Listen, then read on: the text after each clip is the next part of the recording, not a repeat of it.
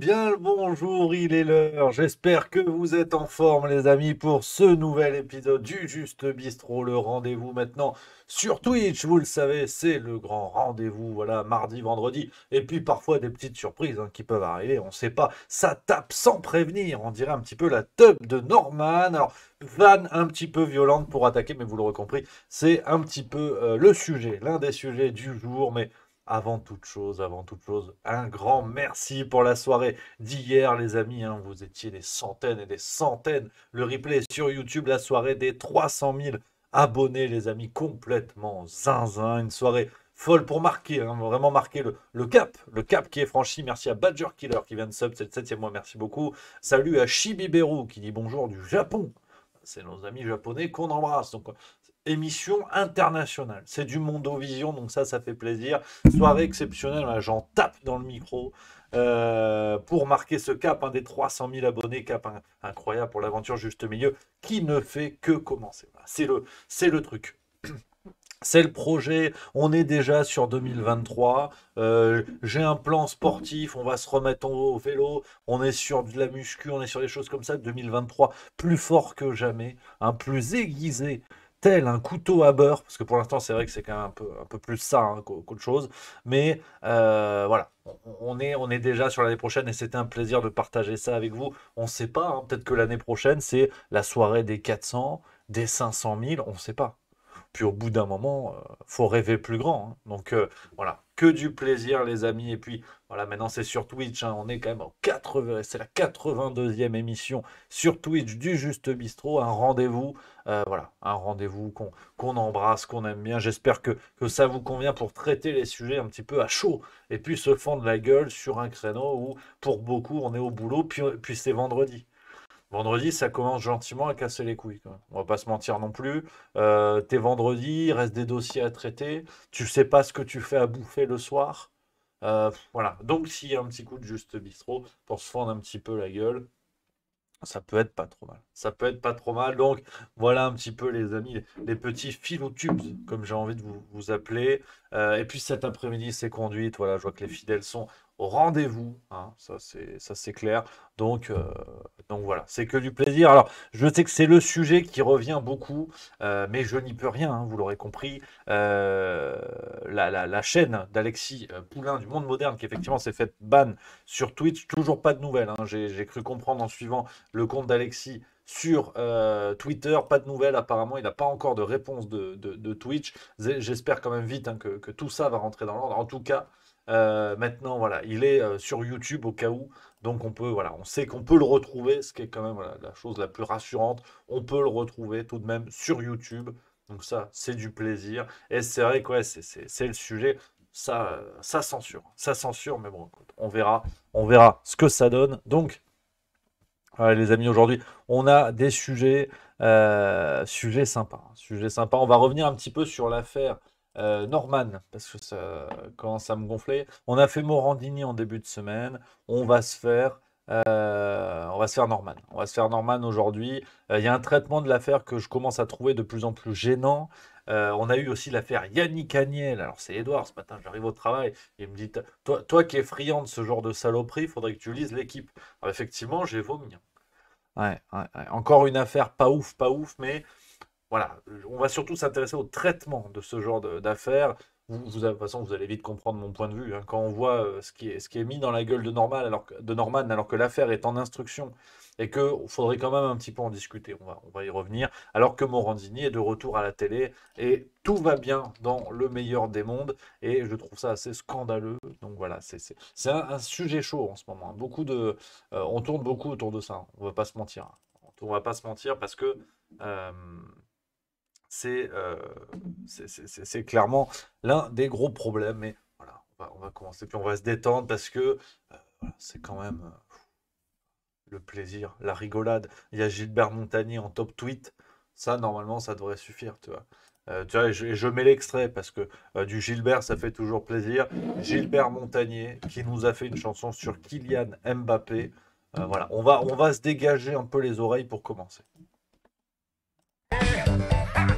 Tes buts sont magnifiques.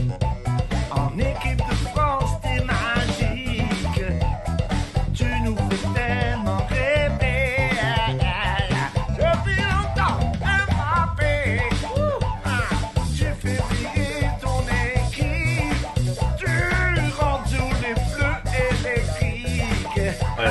on aime beaucoup Gilbert, mais ça pique quand même, hein. Ça pique un petit peu parce que là, la reprise des Sunlight des Tropiques, donc qui est quand même un chef-d'œuvre au départ, et je dis ça en toute sincérité, sans aucune blague. Le remix sur Mbappé, non, je suis pas sûr. Voilà. Après, voilà. Et je dis ça, je dis Gilbert, t'as fait une connerie. Et je me permets de tutoyer Gilbert, parce que lui aussi, il tutoie tout le monde. Parce qu'il vous voit pas. Alors, pour l'aspect l'aspect ophtalmique. Donc voilà, voilà, on commence comme ça pour commencer à se dégager un petit peu l'esprit parce qu'aujourd'hui j'ai beaucoup de choses qui vont vous rendre grognon avec vraiment un truc que j'ai lu dans le Figaro, je me suis tapé le cul par terre, mais vraiment, physiologiquement, vraiment. Avec, bon, alors pareil, hein, dans la catégorie des ordures, là on tient encore un champion du monde, mais c'est surtout, je pense qu'on tient déjà le prix de l'excuse la plus claquée dans le cadre d'une instruction, dans le cadre d'un interrogatoire de police. Voilà, non mais, on en a des ordures hein, dans l'équipe, hein, en France et ailleurs, hein. Mais là, franchement, je crois qu'on a un champion. Voilà, je crois qu'on a un champion. On va attendre 11h30 parce que tu vois, j'ai commencé plus tôt. J'ai été précoce. On va attendre parce qu'il y a des copains qui se disent 11h30, qui ont peut-être mis le réveil. Donc on va attendre les copains gentiment. On va papoter entre nous parce que on a du François Braun aujourd'hui. Ouais. Ah, il est en train de monter au créneau là. Ça y est, ça y est. Il l'avait mis dans le formol jusqu'à présent, puis il l'avait sorti de temps en temps. Tiens, François, va dire des conneries. Et là, par contre. Là, ça y est, parce que c'est l'hiver. Et l'hiver, il y a des maladies hivernales. Voilà. Et le problème des maladies, c'est que parfois, ça tue des gens. Voilà. Et là, François, il est venu nous expliquer ça, parce que les gens n'étaient pas au courant. Donc, on va revenir sur ces déclarations qui feront battre. Hein, je veux dire, François Braun, n'est-il pas le Louis Pasteur du Bon Coin? Je pose la question, parce qu'avec de telles déclarations, déjà, il n'a pas peur de secouer le cocotier. Hein. Tout. To secoue the coconut tree. Et tu sens que bon bah François là ce matin il s'est levé, il a dit je vais aller niquer des mères. Voilà, au risque d'être un petit peu vulgaire, c'est quand même un petit peu la formulation hein, qu'on peut deviner dans l'initiative de l'ami François Braun qu'on salue, qu'on embrasse, voilà, qu'on embrasse vraiment je l'embrasse. Ouais, tu vois, on est dans la musique aujourd'hui. Je suis détendu parce que c'est vendredi. Cet après-midi, c'est conduite. Ce soir, je fais du vélo. Ouais, ceux qui ont été là en direct ont vu le home trainer dans le bureau. Ouais, je fais du vélo, je m'entraîne. Ouais, parce que tu sais pas, faut peut-être un jour peut-être que je vais grimper un col en vélo. Pour l'instant, c'est un dos d'âne, mais on progresse, on travaille, il y a de l'enjeu. Donc, c'est tout l'idée, c'est tout le projet. Et donc, ouais, on est dans la détente aujourd'hui. On est dans la détente. C'est décembre. C'est décembre. Ça y est, la 9 décembre. Hein, je veux dire, là, c'est les fêtes. Là, c'est foutu. Hein. Là, les dindes commencent à faire leur testament hein, du côté des basses-cours. Là, t'es foutu. Hein. Ah, il y a trois quatre zoas autour de moi qui me disent putain, ça me gave. Je dis bah oui, du coup par rapport au foie gras, quoi. Et bon, bah voilà, on commence à être là-dedans, ça y est, on commence à être là-dedans, ça fait plaisir. Alors, on a une petite pub, et ça, je le fais volontiers parce qu'en plus, c'est pas loin et à tout moment, je vais venir vous voir. Petite pub, ça c'est normal, on soutient les copains du Juste Milieu. Rendez-vous au marché Noël de Montreux. Donc là, on est en Suisse pour rencontrer les vrais artisans Gwenaël et Nadège, tourneurs sur bois. Nagoué et Gwenaël, tournage. Et vous avez un stand sur le marché de Noël, c'est ça. Il est fort probable que je vienne ce week-end. Je suis à Lausanne. Donc en vérité, alors je ne vais pas venir en vélo parce que ça grimpe entre les deux. Puis il fait froid. Donc, faut pas oublier non plus que je suis une flippette. Mais c'est tout à fait possible que je vienne dimanche. Dimanche, je pense, ou peut-être même dès samedi, parce que bon, France-Angleterre, j'en ai rien à foutre. Donc c'est peut-être possible que je vienne samedi au marché de Noël. Donc je peux, vous me dites où vous êtes, je serai là. On va aller à Montreux, saluer les copains de Juste Milieu, c'est normal. La pub est autorisée si vous regardez le live. Nouvelle règle. Ça, vous avez le droit. On a tout le Suisse qui dit équipe Juste Milieu pour le cyclotour du Léman. Alors déconnez pas, ça peut être une rigolade. Ça peut être une rigolade. C'est vrai que c'est une course de vélo, c'est une cyclo-sportive, comme on dit. Euh, cyclo-sportive. Oh, attends, oh là là, attends. Tout le monde me prend par les sentiments, là. Attention, attention, attention. Tout le Suisse qui dit à Morges, t'es avec la fanfare. Alors attention, parce que moi, faut pas. La fanfare, attention. Fanfare, oui. Fanfare, c'est oui déjà. C'est où cette histoire de fanfare? Je, je, je, je vais faire un tour. Venez, on va promener de partout là. Alors attends, faut aller à Montreux, voir les amis tourneurs-sur-bois, et faut aller voir la fanfare à Manges. C'est à quelle heure, c'est où, c'est quand? Je veux la réponse, immédiatement. Je peux me déplacer à base d'automobile. Ce sera pas moi qui conduis, tu l'imagines bien. Haha, les moqueries, trop drôle, il a pas le permis. Ça va, hein, on va pas commencer à casser l'ambiance. Voilà, oui, non mais voilà. Les gens sont en train de me prendre par les sentiments. Il y a Flogro 1227 qui dit à Montreux, ratez pas le sandwich magret foie gras du marché de Noël. Ça sert à quoi de faire du vélo le soir? Si c'est pour s'enfiler ça. Tout tourne le Suisse. Marché de Noël de Morges, 10h, 13h. Je vais essayer de m'arranger. On va peut-être faire une navette. En train, ça se fait. En train, je viens en train. Lausanne, Morges, Morges-Montreux. Ah, c'est Madame Milieu qui va être contente. J'ai fait ta valise, on s'en va. Euh, merci, Papa89 qui vient de se prendre. Merci beaucoup. Euh, ouais, là, va falloir pédaler sec. Il y a Walex12 qui dit ça. Ah ouais, clairement. Clairement. Donc, non, non, mais je crois sincèrement qu'il va y avoir une vadrouille qui va se faire. Alors attention, 4 juin 2023, 2023, le cyclotour du Léman. Édouard en régie. Marie aussi. Tout le monde se prépare. Il y a une rigolade à faire. Je vais vous montrer cette affaire. C'est pas mal. Si vous êtes dans le secteur, on peut faire ça. C'est drôle. Il y a des parcours. Lausanne, Lausanne. Comme ça, je suis à domicile. Tu vois? Ah ouais, 176 km. Ça fait beaucoup quand même, hein. Ah ouais, c'est. Ah ouais, c'est. Ah ouais, quand même, hein. Ah ouais, je suis censé faire ça, moi. Ah ouais, tout de même, hein. Lausanne, ouais, mais Lausanne et Viande, t'es mignon, faut que je rentre à la maison, hein, je vois. C'est Lausanne, Lausanne, hein. En même temps, c'est pas une course. Si je mets 3 jours, j'arrive, non? Au pire, je m'arrête 4, 5 fois en route et puis ça le fait, non? Ah, il y a peut-être une rigolade à faire, hein. Moi, je me dis, il y a de l'entraînement. Edouard en régie, qu'est-ce qui se passe? Sous la pression populaire, il peut se passer quelque chose. Donc, ça peut être très drôle. Ça peut être très très drôle. On va réfléchir. Ça peut être très très drôle. On va se pencher là-dessus. En tout cas, les rendez-vous sont pris. Morges, Montreux. Je vais en parler autour de moi. Je vais faire des. Allez, on va bricoler. Lausanne, Lausanne, on me dit 7 heures. 7 heures de vélo. Ah ouais. Moi, j'aime bien ça, hein. Mais,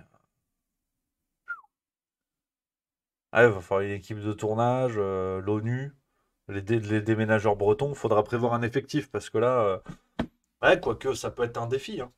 Ça peut être un défi, hein. J'ai un collègue qui est un spécialiste en vélo aussi. Il m'a dit, c'est ça, il l'a fait, je crois d'ailleurs.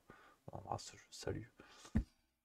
Ouais, dans l'immédiat, je préfère quand même la logique de sandwich magret foie gras. On va pas se mentir non plus, hein.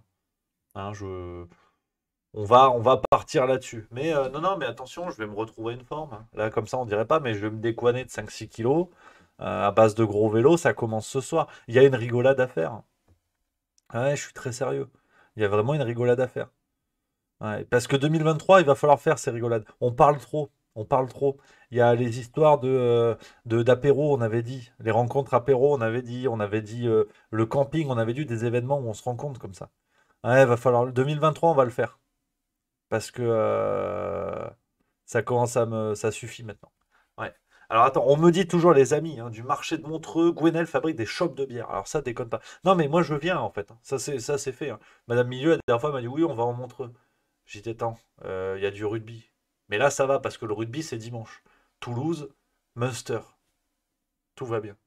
Donc samedi je peux être là. Samedi je peux être là. Donc on est au marché de Noël de Montreux, c'est ça les amis? Les amis le prince du lac, l'ami Gwenaël. Gwenou, qu'est-ce qu'il nous fait? C'est marché de Noël Montreux. Regarde. Non, non, mais c'est fait, hein. C'est signé déjà. Ah ouais, non, c'est gagné, hein. Marché de Noël Montreux, je serai là, hein. Ah, il n'y a pas de problème, hein. Il a pas de problème. Moi, j'ai pas peur, hein. Qu'on soit bien d'accord, hein. Ouais, t'inquiète. Attends. Dites juste les infos, que vous soyez sûr d'être là, parce que c'est bien au bon endroit que je me pointe pas et que je vois pas les amis, tu vois. Non, non, mais c'est bien, hein. C'est excellent. C'est une très bonne idée. Ça me plaît. Ça me plaît cette affaire. J'achète. J'achète. Et la chope de bière, elle est pour moi. Qu'elle soit personnalisée juste mieux. J'arrive à toute vitesse. Donc voilà. En tout cas, les amis, le Prince du Lac, c'est fait. On sera à Montreux, c'est signé. Voilà. Montreux demain, 15-16 heures. Quelque chose comme ça. Voilà. Donc, les amis, on va commencer avec la grosse info. Parce que là, on papote, tu vois, on a commencé à se détendre et tout, mais il y a quand même du boulot, en fait. Il y a quand même du boulot au départ. Cette affaire là, que je voulais vous parler, l'histoire de Laurent Bigorgne. Alors, je vous résume l'affaire, parce que du plaisir. Que du plaisir, une fois de plus. Laurent Bigorne, vous avez peut-être suivi, hein, je vous résume. On reviendra, hein, l'ami Le Prince du Lac, on fait un peu les sujets d'actu, puis après on revient sur le côté festif et tout, le marché de Noël, on en parle, mais je serai là, t'inquiète pas. Vous pouvez m'écrire par mail d'ailleurs, comme ça on s'organise le mail. Regarde, je donne le mail, comme ça, ceux qui ont des sorties scolaires, là, des classes vertes et tout à proposer, d'ailleurs en Suisse ou ailleurs, qu'importe, on va commencer à organiser des trucs. J'en ai marre de ne pas le faire. On va faire des rencontres, on va faire des trucs comme ça. Si vous avez des bars, si vous êtes exposant, artisan, ce que vous voulez, à droite, à gauche de la France, où vous voulez, vous dites dans le mail, c'est dans le chat. Bon, Laurent Bigorgne. Alors, je vous en avais parlé, il y avait une vidéo là-dessus. C'est un monsieur qui a une trajectoire tout à fait intéressante. C'est un provincial monté à Paris, qui a eu une carrière brillante, voilà, qui est un peu décrit comme celui qui avait une sorte de revanche à prendre sur la vie. Bref, euh, qui a eu le réseau classique, hein, très bien décrit par Juan Branco. Le réseau tout à fait classique, qui devient ami à Richard Descoings, l'ancien président de Sciences Po, décédé à New York dans des conditions très sombres. Euh, qui grimpe les échelons de cette élite politique en fait, qu'on retrouve à peu près dans toutes les affaires. Et Laurent Bigorgne a pris la tête de l'Institut Montaigne. Alors, c'est les think tanks, comme on dit, des sortes de lobbies idéologiques où des gens se réunissent pour donner un peu la marche à suivre de l'idéologie tendance et qu'il faut faire rentrer dans les têtes au pied de biche. Donc, euh, on a ça, cet élément-là, ce monsieur qui a été vraiment dans les, qui est un très proche de la Macronie, voilà, c'est un élément très important. Il est très très proche de la Macronie, tellement proche que l'adresse de domiciliation du parti En Marche euh, en 2016-2017, donc au moment de la première campagne présidentielle, était au domicile de Laurent Bigorgne. Donc on est vraiment sur quelqu'un qu'on peut décrire comme assez proche d'Emmanuel Macron. Ce monsieur s'est retrouvé au centre d'une affaire assez sordide où, pour vous relater les faits, il convie chez lui son ex-belle-sœur et collaboratrice Sophie Conrad. Il la convie chez lui, donc seul à seul, pour boire un verre, tout ça, tout ça. Il lui donne une coupe de champagne. À son insu, il met de la drogue, à savoir la MDMA. Alors, je ne suis pas un spécialiste là-dedans, mais il paraît que ça ensuque un petit peu quand même. Enfin, quand tu as la vivacité d'Yannick Noah derrière, bon, c'est sûr que c'est pas ouf. Euh, il met ça dans le verre, elle se rend compte qu'effectivement il y a un truc qui cloche, elle arrive à partir, il n'y a pas de relation sexuelle, rien, mais les intentions semblent assez suspectes. Donc ce monsieur a été euh, mis en examen, il a été entendu. Le verdict a eu lieu hier, donc attention parce que en France, on rigole pas avec ça. En France, je rappelle quand même que la lutte contre les violences faites aux femmes, grande cause du quinquennat. Donc, t'imagines bien que la sanction de Laurent Bigorgne, oulala, oulala, il a été condamné, hein, je vous montre, hein, c'est le L'Obs qu'on a parlé hier, il a été condamné à 12 mois avec sursis. Voilà. Voilà, parce que le motif sexuel, d'après le juge, le motif enfin, comment dire, comment dire, euh, la préméditation n'a pas été retenue. Parce que tu peux droguer une femme quand tu es seul chez toi, mais juste pour l'aspect bien-être de la chose. Il n'y a aucune intention derrière d'avoir un rapport sexuel. Donc c'est pour ça qu'il y a du sursis. Mais l'avocat, le ou les avocats d'ailleurs de Laurent Bigorgne, ont estimé que c'était sévère. Trop sévère même. Et ils ont fait appel. Parce que il y a peut-être moyen que ce soit la femme qui soit condamnée. Depuis quand on boit des verres de champagne dans des canapés avec des gens? Voilà, donc attention quand même. Peut-être que c'est à la dame d'être condamnée parce que moi je trouve que à un moment donné elle s'est assise de manière un peu lascive. Donc ça envoie un message qui est pas dingue. Je fais de l'ironie mais c'est pas drôle parce que c'est quand même une vie qui est bouleversée après ce genre d'événement. Bref. Euh, D'autant que le motif sexuel n'est pas retenu. Il y a Le Figaro qui a fait un papier aujourd'hui pour ceux que ça intéresse qui veulent en savoir plus sur cette affaire. Laurent Bigorgne envoyait des messages avec des allusions clairement sexuelles, messages qui ont été retrouvés par les enquêteurs les mois qui précédaient à Sophie Conrad. Il lui parlait par exemple de lui commander des sextoys. Voilà, hein, c'est pas pour la déco. T'imagines bien que tu te mets pas un god ventouse sur le mur pour accrocher les vestes. Donc, l'aspect sexuel était peut-être présent. Mais non, parce que 12 mois avec sursis. Et je vous disais tout à l'heure, je vous relate les faits pour bien comprendre. Laurent Bigorne nous a offert, et je pense que c'est déjà la médaille, le titre pour lui, la défense la plus éclatée au monde que l'on peut faire devant des policiers qui sont en train de vous entendre pour une affaire de supposée agression sexuelle, en tout cas d'intention avec préméditation d'acte sexuel. Laurent Bigorne déclare, c'est dans le Figaro d'aujourd'hui, je vous jure que c'est vrai, c'est là, alors là c'est la version payante, moi j'avais la version, j'avais le journal, donc j'ai lu l'article en entier, on la voit, c'est celle qui est en bas cette phrase. Mais je vais vous la lire, parce que elle est, euh, elle est pépite, attends, je ne bouge pas. Elle est tellement pépite que j'ai envoyé à des gens sur mon téléphone. Tu vois? Attends, faut que je te retrouve. Parce que je veux vous la lire dans l'intégralité. Sinon, ce serait du gâchis, comme on dit. Préparez-vous, parce que j'en vois certains qui se disent, tiens, on va rire. Oui, de toute évidence. Mais vous n'êtes pas prêt, en fait, de ce qu'a dit Laurent Bigorgne. Laurent Bigorgne déclare aux enquêteurs, ouvrez bien vos oreilles, quand on est à 2 grammes de coke et qu'on décide en 2 secondes, il n'y a pas de préméditation.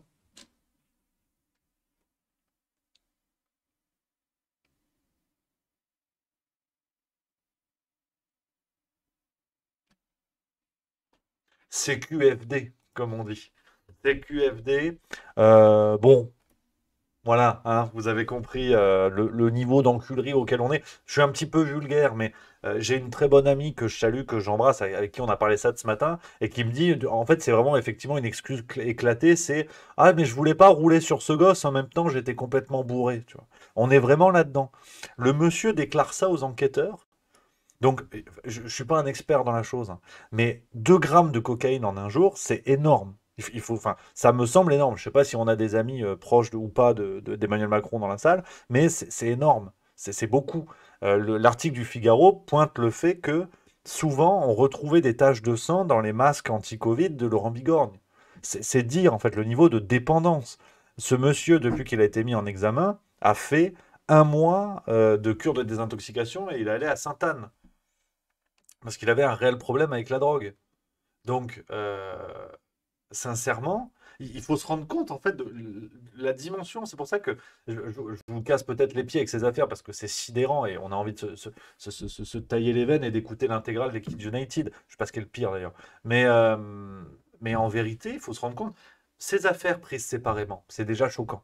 Le jugement Morandini, le jugement Bigorgne et compagnie, c'est déjà choquant. Mais il faut avoir la froideur d'esprit, la lucidité de prendre ça de manière plus large. Et c'est là que ça devient vraiment inquiétant. C'est qu'on peut effectivement, à grand renfort d'émotion, être sidéré devant ces jugements.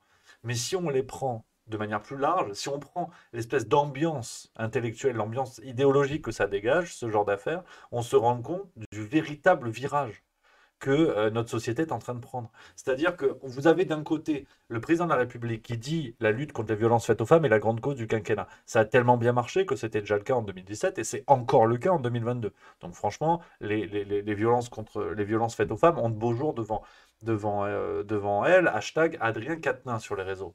Et au global, donc on a ce président qui dit ça, et on a Laurent Bigorgne, un proche de chez proche de la Macronie. Comme je vous l'ai dit, le parti En Marche était domicilié à l'adresse de Laurent Bigorgne en 2016-2017. Donc qu'on soit bien d'accord, ils ne se sont pas croisés 3 fois au détour d'un couloir. Tu vois. Ce qui aurait suffi d'ailleurs largement pour Gérald Darmanin à permettre d'obtenir un appartement. Mais c'est pas le sujet. Euh, et donc, on a d'un côté un président qui dit ça, c'est repris par tous les médias, ça ancre quelque chose presque d'idéologique dans la démarche politique d'Emmanuel Macron, et de l'autre côté, on a une impunité totale et factuelle aujourd'hui. C'est pas de la dénonciation bidon, on va dire, ah, elle est tous pourris et tout, non, il y a une impunité factuelle. Il drogue une femme à son insu avec un motif sexuel qui semble évident à la majeure partie des gens, et le juge dit non, non, non, on peut pas. C'est comme Morandini. Morandini, dans le verdict qui a été rendu en début de semaine, le juge dit on ne peut pas dire de Jean-Marc Morandini qu'il est un prédateur ou un pédophile. Fin de citation. Mais quand on demande à un jeune de 15 ans s'il est en train de se masturber ou s'il veut raser le pénis d'un autre homme, c'est quoi à part de la pédophilie? Étymologiquement, ça l'est, quoi. Et donc, en fait, on a une manipulation au niveau des mots et on a ce genre de jugement, en fait. Donc, rendez-vous compte, c'est toujours le même comparatif. Mettre une torgnole au président de la République, avec toute la symbolique que ça entraîne, on prend 6 mois de prison ferme. Ou 4, d'ailleurs, j'ai toujours un doute sur ce qu'a pris Damien Tarel. En revanche, droguer une femme à son insu, avec une drogue forte, je veux dire, ils n'ont pas fumé un joint tous les deux dans une ambiance cool, viens, on se met zaz, super, Babylone va tomber. Non, non, c'est de la MDMA dans le verre à l'insu de quelqu'un. Mais il faut se rendre compte de la violence de ce que c'est. Si Sophie Conrad n'a pas la présence d'esprit, malgré la substance, d'arriver à partir et à se rendre compte que quelque chose cloche, mais qu'est-ce qui se serait passé? Qu'est-ce qui se serait passé? Et donc voilà. Et on a un juge aujourd'hui qui dit non, mais 12 mois avec sursis. Je ne parle même pas des avocats de Laurent Bigorgne, effectivement, qui font leur boulot. Mais je parle du juge. Je parle du juge. Et donc, en fait, prenez tout ça, prenez tous ces événements-là. Et c'est ça qui donne une ambiance qui est extrêmement effrayante. Et pendant ce temps, on va en faire des tonnes et des tonnes sur Norman Tavo. Alors, ça me donne une transition. Pourquoi je vous parle de ça? Là, je suis un petit peu sérieux. Je suis dans l'actu. Après, on fait des blagues sur le foie gras. Euh, on, Morandini, on en a parlé lundi, c'est au clair. Ceux qui l'ont pas vu, la vidéo sera sur YouTube dimanche. On a Morandini, qui est jugé, il y a appel, mais qui est condamné pour l'instant. Enfin, dans le même temps, on a Norman Tavo, avec six plaignantes, plusieurs accusations de viol. La première qui vient de 2019 de certaine Maggie Desmarais au Canada, donc une Québécoise qui porte plainte là-bas. En 2019, personne n'en a parlé. Hein, faut quand même, faut quand même le rappeler. Euh, et il faut creuser. Il faut creuser un petit peu parce que d'emblée, on a un élément, et pour être tout à fait transparent, parce que je vais pas m'inventer des choses, j'en avais entendu parler, fut un temps, mais j'avais pas fait le lien, et j'ai vu ça en me prenant sur YouTube ce matin, j'ai regardé plusieurs vidéos, notamment une vidéo de la chaîne de Georges, qui était sur Valeurs Actuelles, Livre Nord, je ne sais plus trop ce qu'il fait, mais j'ai regardé pour voir un peu son point de vue sur l'affaire Norman. Et il rappelle effectivement un élément qui est très intéressant, mais pour pointer du doigt, avant même en fait les révélations sur, sur, sur Norman, Norman appartient au groupe Webedia, qui est une sorte de groupe qui réunit des youtubeurs, des créateurs de contenu à la mode. Et ce groupe, attends, je vous trouve des éléments parce qu'en fait, vous allez voir où je veux en venir. Euh, je vous trouve les articles pour vous montrer tout ça, source à l'appui. Et là, tu vois, je peux pas faire deux choses en même temps. Non pas parce que je suis un homme, c'est parce que je suis abruti. Euh, voilà, je vais vous montrer un article du Parisien. Voilà, vous allez comprendre le lien. Euh, nanana, nanana, nanana. Donc, il y a un Fimalac Webedia. J'ai un dernier article à trouver. Voilà. Voilà. Donc, on a, pour reprendre la cartographie, avant même les révélations de ce qui sort aujourd'hui sur Norman et ce qui n'est encore qu'au stade de plainte. Je sais que dans des affaires qui sont dures comme ça et où effectivement on a envie de croire les victimes, enfin ça dépend, Dixit la France insoumise, ça dépend si c'est dans nos rangs ou pas, on a envie d'écouter les victimes et tout ça. Maintenant en France il y a quelque chose de précieux qui s'appelle la présomption d'innocence. Et d'ailleurs au rythme où vont les condamnations avec ces histoires d'appel pour des comportements orduriers, on se demande d'ailleurs s'il y a des présomptions de culpabilité aujourd'hui. C'est un autre débat. Donc avant même tout ça, il faut rappeler une sorte de cartographie. On a Webedia, donc je vous dis, qui est une grosse machinerie qui réunit énormément de créateurs de contenu parmi les plus célèbres. On a Michou, on a Inoxtag, on a des gens comme ça. Sauf erreur, alors après il y a peut-être des mouvements, des bisbilles et tout. Je vous dis ça parce que je suis sur le site de la Fimalac. Donc la Fimalac, là encore, pour être dans la cartographie, la Fimalac, c'est un grand groupe d'investissement français détenu par Marc Ladré de La Charrière, qui est une des plus grosses fortunes de France, et qui a développé la branche média de la Fimalac en créant Webedia, et en s'entourant de nombreux talents. Effectivement, il y a peut-être eu des mouvements, Michou qui est parti, je sais pas où, je sais pas quoi, j'en ai vaguement entendu parler, mais c'est pas le problème. Marc Ladré de La Charrière, son nom, vous le connaissez peut-être si vous suivez un peu les grandes fortunes et tout ça, mais c'est une personne dont le fils a été condamné euh, pour détention de plus de 3000 fichiers pédopornographiques, à savoir Jérémy Ladré de La Charrière. 1 an de prison ferme. Ça, c'était donne la date, 17 février 2022. D'accord? Donc c'est le fils direct de Marc Ladré de la Charrière, donc qui détient la Filmala, qui détient Webedia. Là, comme ça, et effectivement, le lien n'est pas. Il y a pas de lien factuel, il n'y a pas de lien direct entre Norman et ce monsieur.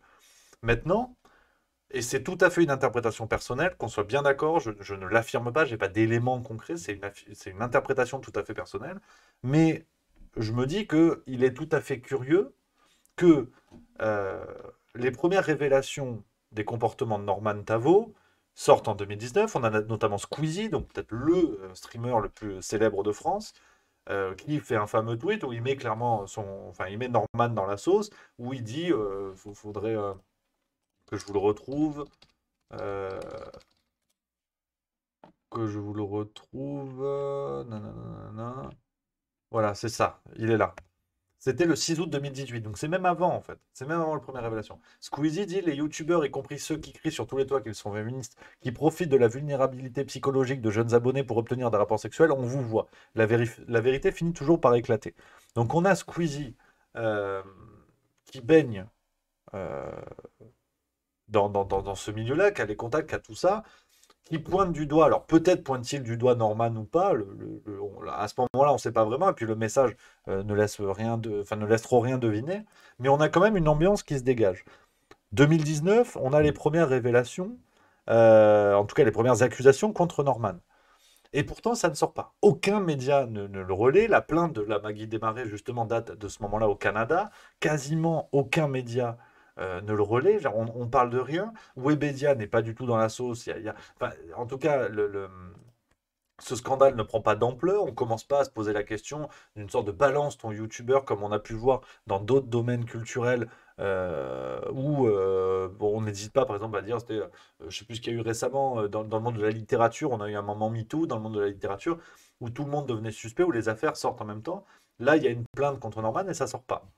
On est en 2022, alors j'irai pas jusqu'à penser que la temporalité n'est pas anodine. Franchement, loin de moi cette idée. Mais on a l'affaire Morandini. Dans le même temps, je crois que c'était peut-être juste un peu avant le verdict ou juste après. On est vraiment sur une temporalité de 24 heures d'écart. On a le jugement contre Morandini, présentateur vedette de la télé française depuis 20 ans, bientôt 30, qui est condamné pour corruption de mineurs. Et on a l'affaire Norman qui sort et qui prend tout l'espace. Regardez, enfin, sur Twitter, il faut voir, hein, il y a eu un travail des médias qui est bien plus important que la couverture de ce qui se passe sur Morandini. Je veux dire, c'est sidérant, c'est vraiment sidérant. Ça fait la une de Libération, par exemple, regarde celle-là. Ça fait la une de Libération ce vendredi, aujourd'hui. Morandini, pas de problème. Enfin, on est vraiment sur un traitement qui est tout à fait dingue. Norman est lié à Webedia. Webedia qui a discrètement voulu couper les liens, mais en même temps, ils ont été suffisamment discrets pour que les liens entre le proprio de Webedia et son fils condamné pour détention de contenu pédopornographique ne ressortent pas trop non plus. Donc on a un peu l'impression que tout le monde marche sur des œufs, et c'est là où on va peut-être se gronder un petit peu, mais voilà, c'est le sens du débat juste milieu, et je voulais partager un petit peu mon point de vue là-dessus. Euh, il faut quand même, si on part sur une comparaison des deux affaires, ce qui est pour moi déjà tout à fait scandaleux, parce qu'on a d'un côté quelqu'un qui est condamné et de l'autre côté quelqu'un qui est simplement accusé pour l'instant. Donc déjà, faire la comparaison me semble tout à fait scandaleux, et curieusement, ça profite à celui qui a été condamné, dont acte. En revanche, sur l'affaire Norman, et c'est toujours le même raisonnement depuis l'affaire MeToo et compagnie, ce ne sont que des accusations. Il y a une enquête qui va être menée, il y a une présomption d'innocence, et on a déjà vu des affaires avec ce type d'accusation où la réalité du jugement n'avait pas été celle des accusations. Et on a quelque chose, pour aller dans le vif du sujet et pas tourner autour du pot pendant 10 minutes, c'est une réflexion plus qu'une conclusion, parce que bien sûr, je ne suis pas enquêteur, donc je n'ai pas les éléments. Maintenant, il faut aussi regarder les choses en face. Sur la question du consentement, qui est effectivement devenu un sujet explosif en France et d'ailleurs dans le monde entier aujourd'hui, cette question du consentement. Et c'est vrai, et on voit dans l'affaire Norman, parce qu'on a des détails extrêmement crus qui normalement appartiennent au dossier de la justice, mais aujourd'hui ça sort dans les médias presque avant même les dépositions des prévenus. Euh, on a la question à un moment donné d'un rapport sexuel consenti avec préservatif, et Norman ne va pas en mettre un. C'est ce qui sort Norman Tavo ne va pas en mettre un. Ce qui sort dans les médias, je veux dire, c'est quelque chose d'extrêmement cru. Je trouve ça. Enfin, je suis vraiment pas à l'aise de parler de choses comme ça parce que vraiment, enfin, je trouve ça assez sidérant d'étaler ça sur la place publique, mais bon, les médias l'ont fait avant. Euh, et pour autant, on a cette version-là et on dit, ok, Norman est accusé, Norman est coupable, coupable de viol. Mais il faut quand même regarder ces situations-là. Bien sûr qu'il y a une forme d'abus de pouvoir, en tout cas d'un abus de notoriété, qui est une dynamique qu'on retrouve très souvent. Je veux dire, effectivement, des vedettes qui sont approchées, qui sont au centre de l'attention, bah, c'est sûr que le réflexe d'en profiter pour obtenir des faveurs, qu'elles soient financières, professionnelles et forcément sexuelles, ce réflexe-là peut arriver. Je veux dire, peut arriver, je ne le légitime pas, mais il ne faut pas non plus avoir des pudeurs de gazelle et dire ah, on ne comprend pas, c'est pas normal. La position de célébrité attire ce genre de choses. Vous croyez que les footballeurs de l'équipe de France, il y a pas de choses comme ça. Enfin, soyons sérieux, 5 minutes. Donc il ne faut pas non plus devenir ultra comme ça, avoir des pudeurs extrêmes en voyant ce genre d'affaires, en disant ah on ne comprend pas, Norman Tavo s'est abusé, il a profité de sa place. C'est quelque chose qui est extrêmement ancien. Croyez que Mick Jagger, Claude François et compagnie ne faisaient pas ça. Enfin, c'est absurde de penser que ça n'existe pas.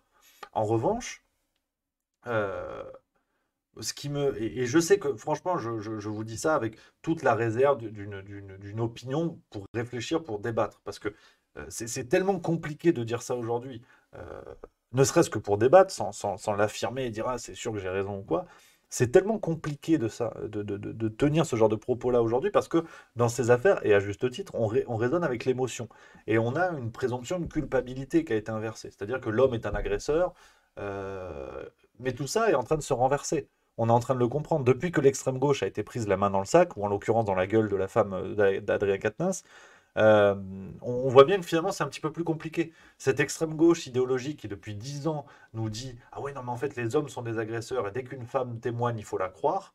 Maintenant que la gauche idéologique est prise la main dans le sac, en France et ailleurs d'ailleurs, ils sont beaucoup plus mesurés. Ils disent ouh là là là là, attention, attention. Ah, il faut réfléchir. Oui, on croit les femmes, mais quand même, faut être un peu plus fin. C'est la justice, c'est machin. Donc moi, je fais comme la France insoumise aujourd'hui. Je fais preuve de nuance, de réflexion, d'essayer de faire preuve de lucidité. Et aujourd'hui, la notion de consentement, il faut la poser vraiment. C'est-à-dire qu'on ne peut pas la considérer que quand ça ne va pas. On a des jeunes filles qui, effectivement, ont été peut-être sous une forme d'emprise, qui est celle de la notoriété, qui est celle de la célébrité. C'est une forme d'emprise qui n'est pas née avec Norman Tavo. Et on a un contact qui s'établit via les réseaux sociaux, beaucoup Snapchat apparemment, des messages qui s'échangent, des messages qui très vite prennent une certaine tournure, effectivement une tournure sexuelle, en deux dragues et puis une tournure sexuelle, des photos qui s'échangent. Et après, il y a un contact physique qui s'établit où les jeunes filles se rendent pardon, à certains endroits où Norman Tavo les convie. Il y a une logique sérielle où effectivement il a fait ça avec plusieurs femmes, plusieurs filles, même jeunes filles parfois, même mineures. Et à partir de là, se posent différentes questions. Et une question n'exclut pas l'autre. On soit bien d'accord, c'est pas parce que je parle d'une question que il n'y a pas d'autres points de réflexion. Il y a la question du consentement au moment de l'acte, il y a la question de tout ce qui précède. Euh, Est-ce qu'on peut considérer que l'emprise, comme c'est devenu le mot à la mode, le mot emprise qui désigne énormément de choses. Il y a l'emprise du pervers narcissique et l'auto-emprise presque d'une fan devant une célébrité qu'elle apprécie. Je veux dire, il y a un nuancier. Je veux dire, on a un cerveau, c'est aussi pour voir ce genre de choses. Euh, il y a une forme d'emprise qui, déjà là, appelle à la notion de consentement. C'est que, au risque d'être un peu froid, Norman Tavo n'a pas forcé ces jeunes filles à être fans de lui. Donc il y a là cette question qui se pose.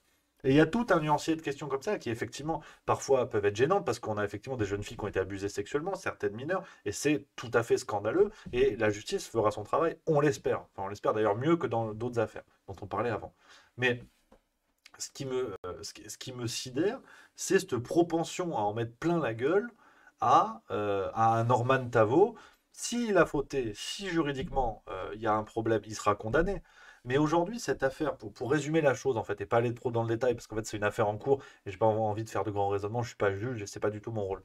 Mais si on dézoome un petit peu, ce qui me semble sidérant, c'est cette espèce d'image que l'on connaît bien aujourd'hui, que l'on pourrait résumer ainsi, qui est Le prof de CP, le prof de PS qui viole un gosse dans les vestiaires d'un collège de la Somme, c'est une ordure qui doit être brûlée sur la place publique. Jean-Marc Morandini, faut voir. Gabriel Matzneff, c'est un artiste qui transfère la connaissance en enculant des gosses, tu vois. Au risque d'être dur, mais c'est ça en fait. C'est ça qu'il faut voir qu'il faut voir en face. Gabriel Matzneff, aujourd'hui, n'a toujours pas eu de procès. Il a écrit des livres. Il y a toutes les preuves qui sont dans des livres qui ont été publiés dans les librairies pendant des dizaines d'années.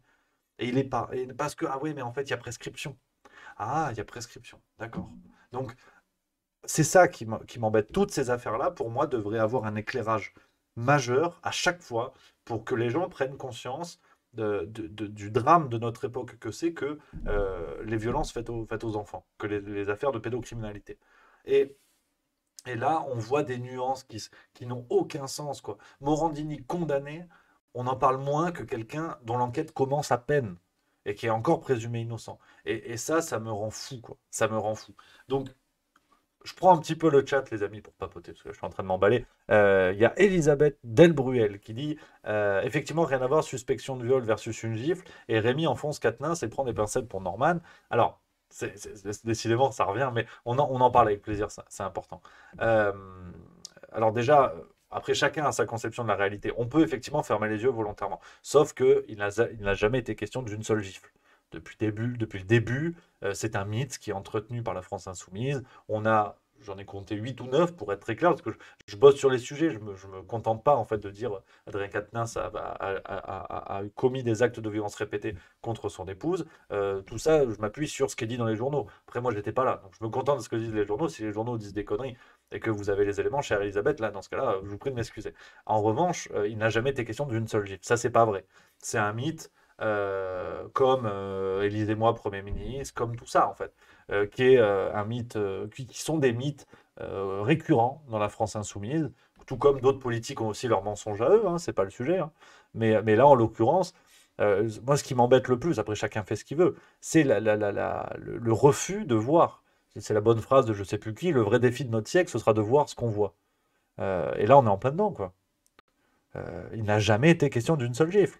Ou alors, parce qu'il y a eu une deuxième plainte, hein. Enfin, il y a eu, comment dire, d'autres révélations de Cécile Quatennens à l'AFP où elle expliquait qu'il y avait des faits de violence répétés. Ou alors on ne croit pas les femmes. Moi je veux bien, mais c'est la France insoumise qui m'avait appris à, à croire la parole des femmes. Donc voilà. Chère Elisabeth, vous dites une gifle et des SMS, mais si vous voulez. Mais en tout cas, ça n'est pas ce qu'ont dit les médias. Ça n'est pas ce qu'ont dit plusieurs médias.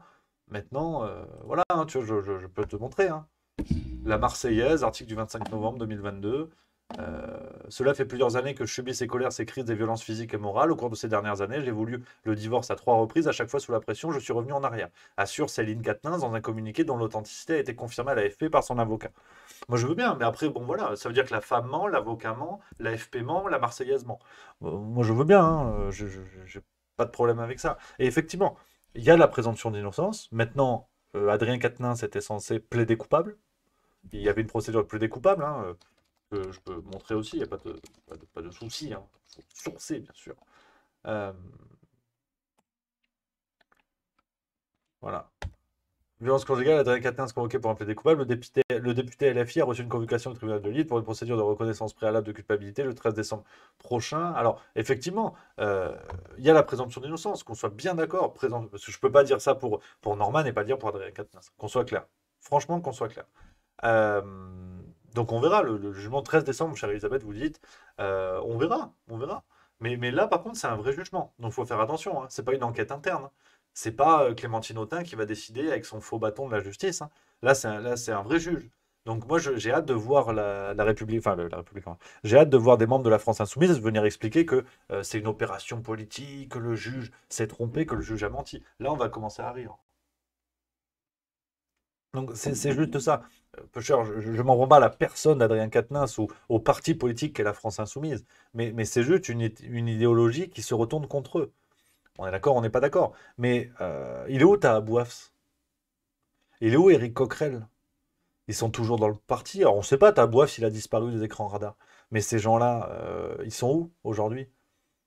Ça dérange personne, vraiment? Alors, je sais que la France Insoumise aime bien dire oui, mais en face, il y a Damien Abad. J'ai jamais dit le contraire. Effectivement, et je peux faire une demi-heure aussi sur les salauds de la République En Marche, il n'y a aucun problème. Mais là, c'est pas le sujet. On parle d'un parti spécifique. Mais, mais voilà, moi, c'est ça le problème. C'est ce retournement idéologique qui démontre toute la supercherie intellectuelle de cette espèce de néo-gauche, en fait.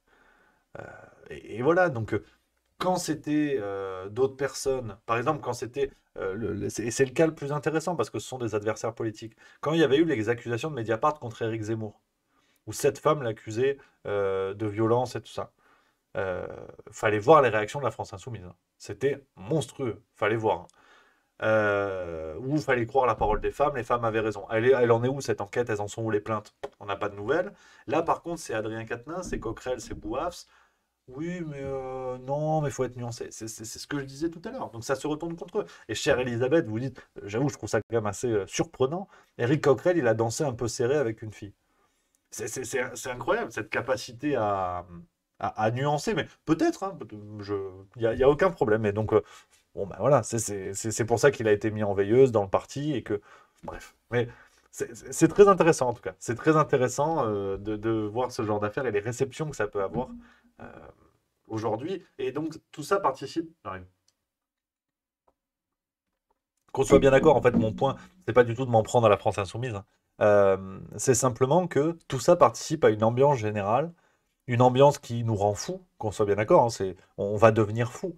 C'est-à-dire que d'un côté, on fait des campagnes de prévention, des pubs, des films, des clips. Le moindre artiste qui n'a pas de cause va venir dire que c'est important et tout. On promeut la lutte contre les violences faites aux femmes.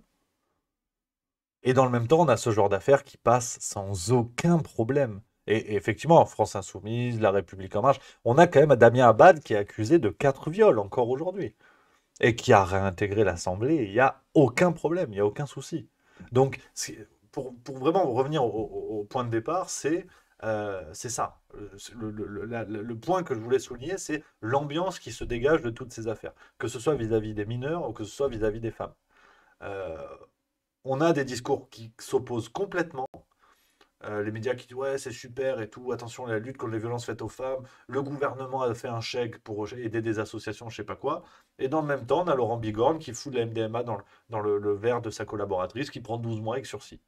Voilà. Et ça, c'est une ambiance qui va nous rendre fous et qui va contribuer. C'est vraiment la peur que j'ai sur les affaires de pédocriminalité notamment. Ça va contribuer à une normalisation de ce genre d'affaires. C'est que regardez les débats, la notion de consentement. Est-ce que c'est 16 ans, c'est 17 ans? Ah oui, mais vous comprenez, si une fille de 16 ans couche avec un mec de 19 ans, l'écart est faible, donc ce sont des choses qui peuvent arriver. Et puis en plus, les jeunes, ah, est-ce qu'il faut donner le droit de vote aux jeunes? Puis les jeunes peuvent changer de sexe à 11 ans. Donc à 11 ans, ça veut dire qu'ils ont déjà la prise en compte d'une dimension sexuelle de leur identité. Donc s'ils ont cette prise en compte-là, est-ce qu'on ne peut pas avoir des rapports sexuels? C'est ça en fait ce qui me fait peur, les amis. C'est vraiment ça. Après les affaires, voilà, je pique un peu sur la France insoumise parce que je trouve que le traitement de ce genre d'affaires, je trouve qu'ils sont assez lamentables. Je parle vraiment de ce genre d'affaires. Sur la politique, on peut en parler, il n'y a pas de souci. Euh, mais ce qui me fait peur, c'est ça. C'est l'ambiance générale et la normalisation de ce genre d'affaires. Où on est en train de voir que il y a une forme de décadence, effectivement, et une décadence face à un état moral qu'on a voulu défendre depuis au moins plusieurs siècles. Et aujourd'hui, on voit que beaucoup de valeurs sont remises en question. Et ça, pour le coup, ça m'inquiète vraiment.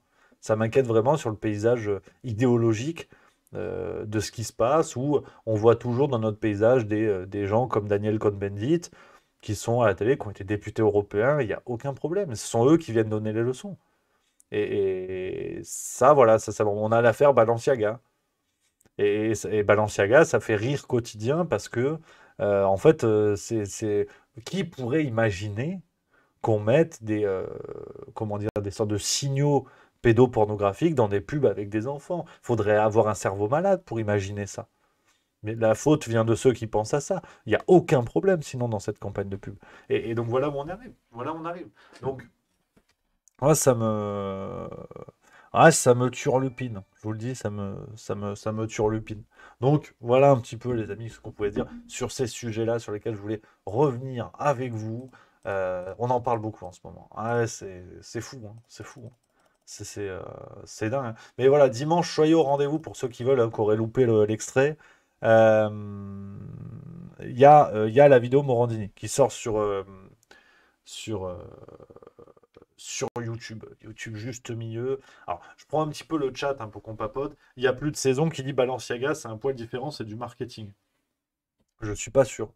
Je pense que. Alors, oui, c'est une campagne de pub, donc c'est du marketing, ça, je suis d'accord.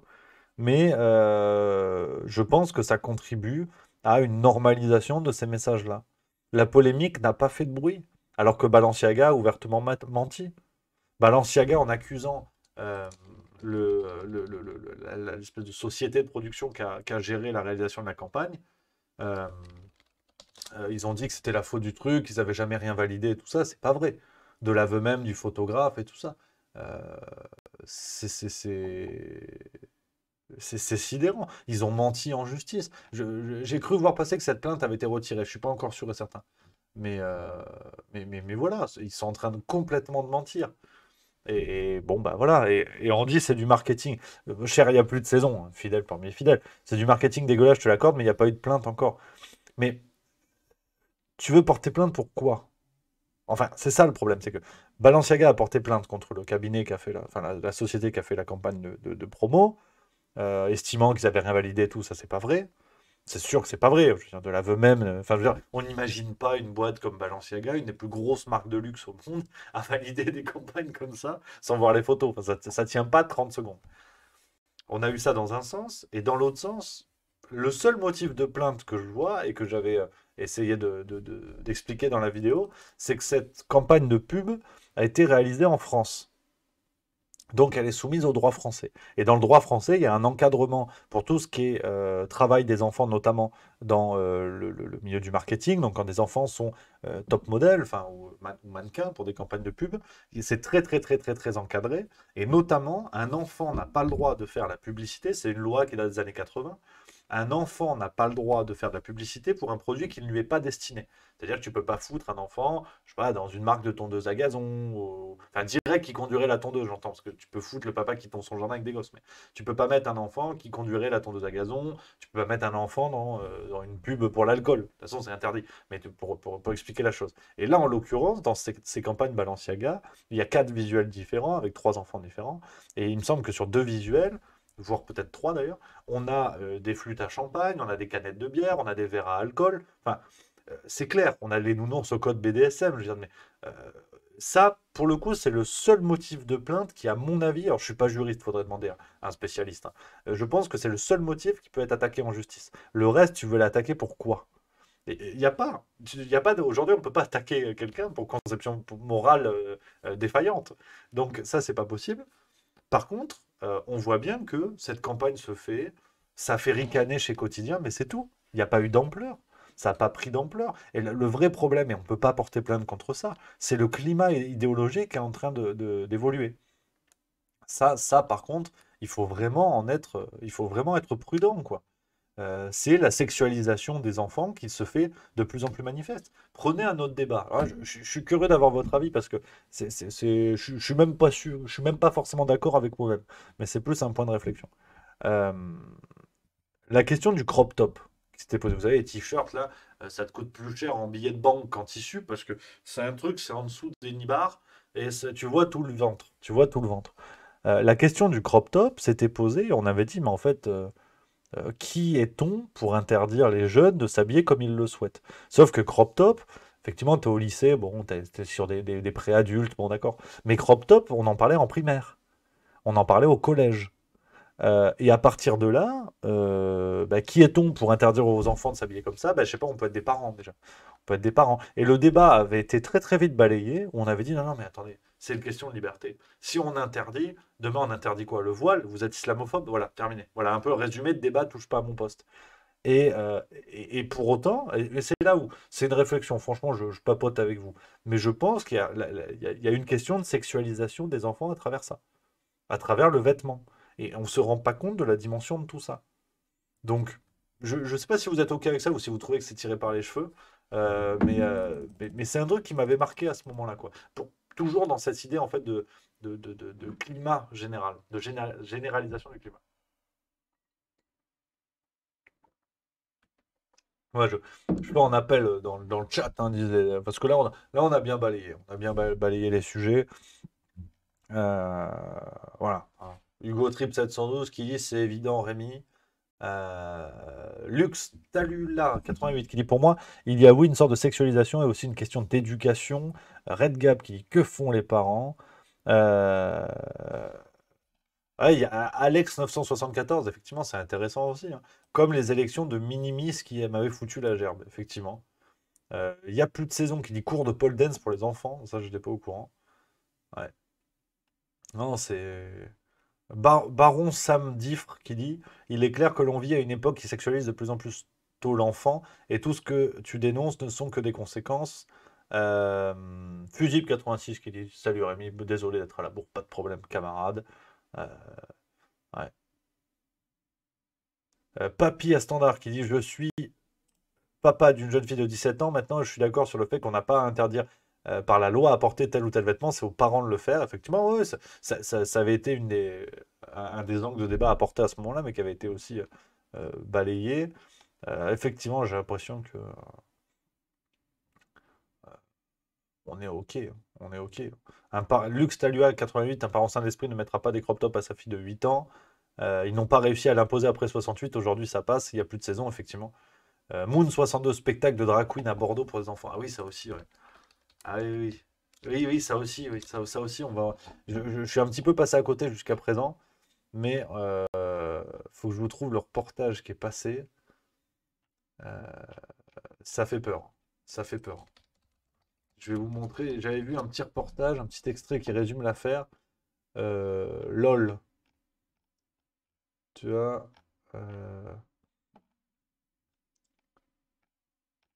Je trouve pas l'article que j'avais vu dont je voulais vous parler. On a cette vidéo, en fait, des ateliers de lecture animés par des drag queens et destinés aux enfants. Je vais vous montrer la vidéo. Dimanche 11 décembre pour la première édition de Kaba Baby Party. Un spectacle pour les enfants de 0 à 3 ans, mais aussi pour les parents. Alors soyez au rendez-vous au Blonde Vénus le dimanche 11 décembre. Oh là les Voilà. amours. Bon, bah, sans commentaire. Hein. Autant sur l'aspect culturel, le mouvement drag queen peut être intéressant, effectivement, s'il est pensé historiquement, l'émergence, le pourquoi du comment, hein, pourquoi pas. Hein. Mais là, des ateliers lecture avec des gosses de 0-3 ans, là, je suis pas sûr. Hein. Enfin, je vois pas le lien en vérité. Ouais, franchement, le mouvement drag queen, je trouve que c'est très intéressant dans la libération sexuelle, notamment aux États-Unis, en Grande-Bretagne. Je trouve qu'il y a quelque chose de très intéressant à observer. Euh, mais là, le lien avec les ateliers lecture sur les enfants, là, je comprends pas. Et en fait, c'est tout ça. Quand je vous dis, voilà, l'ambiance générale, c'est le fil rouge hein, depuis tout à l'heure. Là, j'avoue que je sèche. Hein. Je sèche vraiment sur tout ça. Donc, tu vois, ça me fait bailler. Je m'étire en direct. Il n'y a plus de limite. C'est 2022. Je suis avec vous. On est entre copains. Tu vois. Mais un jour, il faut faire ça au bistrot. Moi, je te le dis. Moi. On va faire ça au bistrot. euh, Avec des bières et tout. Parce que c'est trop sérieux, là. C'est trop guindé. Tu vois, un truc détendu. Il faut que je trouve un partenariat avec un bistrot à Lausanne. On vient tourner les justes bistrots. Comme ça, on déconne. Tu vois. Ce serait bien. Ce serait bien. Ce serait beaucoup plus détendu, tu sais, en radio libre dans le bar, tu vois, à 11h30, de toute façon, il n'y a personne, les gens s'en branlent. Et ça peut être pas mal. Enfin bref, on s'emballe. On s'emballe, mais on a des étoiles dans les yeux parce que juste mieux, grâce à vous, les amis, prend voilà, une petite dimension et oh, on commence à être une belle famille. Hein. On commence à être pas mal. Hein. Donc, non, c'est que du plaisir, c'est que du plaisir. Et puis oui, j'ai vu dans le chat, heureusement que vous êtes, heureusement qu'il y en a qui suivent. Hein. Euh, alors, il y a l'Unicoala qui dit tu viendrais faire une conférence à mes étudiants sur Paris. Alors, oui, moi avec plaisir. Hein. Je suis toujours présent. Maintenant, c'est surtout à eux qu'il faut demander. Hein, parce que faut se l'envoyer, hein, le Rémi. Hein. Au bout d'un an, tu te fais chier. Hein. Donc, oui, non, mais moi, avec plaisir, l'Unicoala, je peux rien te refuser. Fidèle parmi les fidèles. N'hésitez pas à m'écrire. Hein. Si vous avez des idées comme ça, faut qu'on se mette en place, les amis, là, pour 2023. mettre en place des initiatives comme ça, qu'on se rencontre, les conférences, dans les bars, les rencontres. Si vous avez des idées, si vous avez des restos, des bars, si vous êtes artisan, enfin, qu'on puisse organiser des choses pour se rencontrer, ça, j'y tiens vraiment. Donc, je vous remets mon adresse mail dans le chat. Regardez, je vous remets et n'hésitez pas à m'écrire en fait. Bon, il faut qu'on s'organise. On a un petit peu de temps, qu'on s'organise pour l'année prochaine, faire ce genre d'événements, de rencontres, qu'on fasse des choses comme ça. J'aimerais beaucoup en fait que ça fasse un petit réseau. Alors, dans un premier temps, moi je pourrais le faire par exemple du côté d'Annecy ou Thonon-les-Bains ou Évian parce que je suis vraiment pas loin. Mais qu'on fasse des petits réseaux comme ça, c'est-à-dire qu'on se déplace, on vient et on se fait des rencontres entre nous et puis les gens se rencontrent aussi. Au moins on a un point commun, c'est que bah, il y a juste mieux. Tu vois. Bon alors vous regardez, moi je fais les vidéos, mais en vérité c'est pareil. Et que les gens se disent oh tiens, putain, c'est marrant, moi j'habite à Nîmes, toi t'habites à Marguerite. Ouais, il faut connaître le coin, ça existe vraiment. Tiens, on est copains. Et là, les gens prennent l'apéro ensemble. Et ça, c'est mon rêve. Tu vois. Donc, vraiment, voilà, je vous ai mis l'adresse mail dans le chat, vous n'hésitez pas. Si vous avez un resto, un bar, si vous êtes artisan, vous avez envie d'organiser quelque chose, ou une petite rencontre comme ça, même si vous avez, je sais pas, un champ, j'en sais rien, après on se débrouille, on loue du matériel, on se démerde. Mais 2023, j'ai vraiment envie qu'on se fasse des choses comme ça. Avec Edouard et Marie, ça nous trotte dans la tête depuis un bout de temps, on le fait. Faut qu'on le fasse vraiment à la cool. Nous, voilà, dans un premier temps, on peut être pas trop loin, ça peut être Annecy et tout. Puis après, on se débrouille. Tu vois, Montpellier, Nîmes, c'est jouable. Moi, j'ai la famille pas loin. Donc, tu vois, puis voilà, puis on se fend la gueule. Puis je peux peut-être commencer à rôder un spectacle avec vous. J'ai rien dit. Mais c'est possible. Donc, voilà. Voilà, les amis, ce qu'on pourrait faire. Donc, cher l'unique, voilà, n'hésite pas, j'attends ton mail. Organisons ça avec grand plaisir. Mais assure-temps hein, que tout va bien. Alors, il y a le prince du lac. Le prince du lac, qui dit on revient au sujet du départ. Petite information, j'ai un conflit d'intérêt avec Gwenaël et Nadège. Je suis le papa, donc l'ami, le prince du lac, hein, qui ont le stand de tourneur sur bois au marché de Noël de Montreux. Je vais y aller. Je vais y aller. Je vais venir. Je pense que je viens samedi.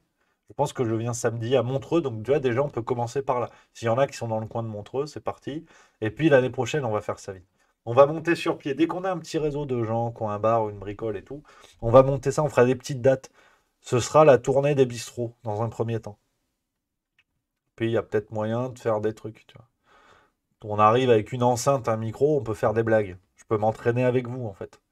C'est ce qu'il faut voir, t'imagines? T'as un restaurant ou un bar, on privatise, on dit voilà, on vient, on est 50, on est je sais pas combien. Hop, j'ai ma petite enceinte là de joueur de musique du métro parisien, je la pose. Oui, c'est pas trop bizarre les gardes à vue pour corruption de mineurs? Faux! Et, imitation, parce que je fais aussi des imitations. Et, et donc, il y a un truc à faire. Puis moi, je me rôde, tu vois. Ouais. Ce serait une excellente idée. Voilà. Jean Castex également. On sera plusieurs à venir. Donc tout est possible. Vous dites, voilà, il y a le chat, il y a le mail. Il y a le mail dans le chat. Et puis voilà. Et puis voilà les amis. Et puis on va pas tarder parce que les coulisses, euh, il y a le manger qui va arriver. Il y a le manger qui va arriver. On part sur Vietnam. Thaïlande, nourriture de type asiatique. Donc là, c'est Edouard qui est aux commandes de la gestion alimentaire de la chose. Donc là, faut y aller. Là, faut y aller clairement. Donc ça peut être voilà, ça peut être une rigolade. Donc voilà, les amis, on va finir là-dessus. Bon appétit pour ceux qui passent à table. Ah non, il y a François Braun, que je l'oublie pas. Regardez, je vous mets François Braun, euh, bon, qui a déclaré, bon, encore une connerie. En fait, non, mais je vous le mets pas. On va finir sur une bonne note. Il a dit, ce guignol, nous allons avoir un message. Attends, je vous le retrouve. Nous allons avoir un message plus fort concernant la vaccination. Maintenant, il va y avoir des morts. Ouais, parce que les gens ne meurent pas, en fait, sans ça. Bon, bref, c'est dire qu'on va pas passer des heures là-dessus. Donc, les amis, on va finir là-dessus. Merci, merci, merci. Vous le savez, d'être toujours aussi nombreux. Ce soir, le rendez-vous hein, que la France attendait, le 13e épisode du Martin Blachier Comedy Club, vous le savez, c'est ce soir à 18h. Soyez là sur YouTube, juste au milieu. Et puis sinon, rendez-vous dimanche pour l'extrait Morandini. Et puis après, c'est reparti lundi, nouvelle semaine. Il y a des idées de vidéos qui vont arriver, vous inquiétez pas. Voilà les amis, je vous salue, je vous embrasse.